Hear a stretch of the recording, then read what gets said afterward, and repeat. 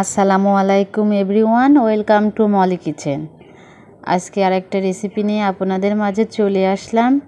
যে যেখান থেকে আমার রেসিপিটা দেখছেন, আমার রেসিপিটা দেখার আমন্ত্রণ জানাচ্ছি। আজকে আমি একটা ডিম দিয়ে নরম তুলতুলে প্যানকেকের রেসিপিটা আপনাদের মাঝে শেয়ার করব। তো কথা না বাড়িয়ে মূল রেসিপিতে চলে যাই, থাকুন। দেখুন, আমি একটা ডিম নিয়েছি আর 1 কাপ চিনি আমি ব্লেন্ডার করে গুঁড়া করে নিয়েছি। নিয়ে আমি চিনির সঙ্গে সুন্দর করে মিশিয়ে নিব। আমি চিনিটা গুঁড়ো করে নিয়েছি যাতে তাড়াতাড়ি মিশে যায়, ডিমের সঙ্গে মিশে যায়।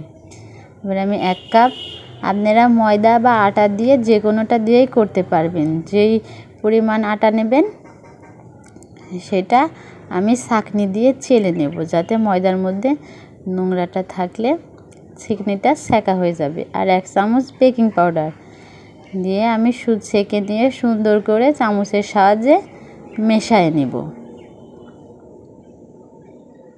দেখুন, আমার সেই চিনি আর ডিমটা সুন্দরভাবে গোলানো হয়ে গেছে। এবার আমি জাল দিয়ে ঠান্ডা করা লিকুইড দুধটা আমি 1 কাপ মতো দিয়ে ডিমের মধ্যে মিশিয়ে দিব।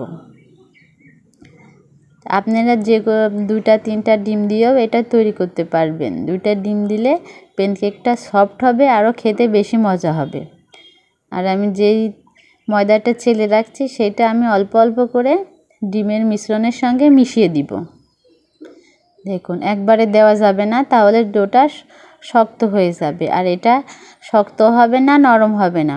আমি কিভাবে গোলাচ্ছি আপনারা দেখতে থাকুন, দেখলে বুঝতে পারবেন।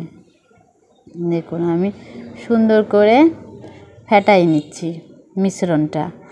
আর আমি 1/2 চামচ মতো ভ্যানিলা এসেন্স দিয়ে দিলাম, যাতে ডিমের স্মেলটা না আসে। দেখুন, এবার আমার গোলানো হয়ে গেছে। এবার আমি 2 চামচ মতো রান্নার রেগুলার তেল দিয়ে আবার সুন্দর করে ফেটিয়ে নেব। দেখুন, অনবরত নেড়ে যেতে হবে। নেড়ে নেড়ে ডোটা সুন্দরভাবে সেট করতে হবে। যত নাড়া যাবে তত আপনার মিশ্রণটা সেট হয়ে যাবে আর ভালো হবে। দেখুন, আমার ডোটা সুন্দরভাবে তৈরি হয়ে গেছে। এবার আমি একটা প্যান নিয়েছি। আর এটা তৈরি করতে তেল লাগবে না, অল্প সামান্য তেল দিয়ে আপনারা প্যানটা মুছে দিলে হয়ে যাবে।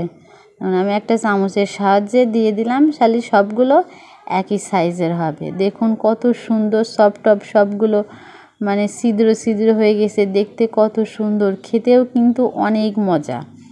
আমি উল্টায় দিয়ে ওই পাশটাও একটু রান্না করে নেব।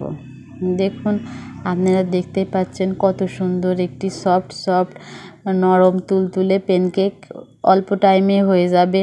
অল্প টাইমে এটা আপনারা তৈরি করতে পারবেন, বেশি ঝামেলাও নয়। মেহমান আসলে আপনারা 10 মিনিটে এটা তৈরি করে মেহমানকে আপ্যায়ন করতে পারবেন। এটা খেতেও অনেক মজা, ছোট বড় সকলেই এটা পছন্দ করবে, কোনো ঝামেলায় নয়। আর একটা ডিম দিয়ে 10 থেকে 12টা প্যানকেক আপনারা তৈরি করতে পারবেন। দেখুন, আমার সবগুলো তৈরি হয়ে গেছে। আর কত সুন্দর ছিদ্র ছিদ্র হয়েছে, আর কত সফট হয়েছে, হাত দিলেই দেখুন ভেঙে যাচ্ছে, আর কত সফট।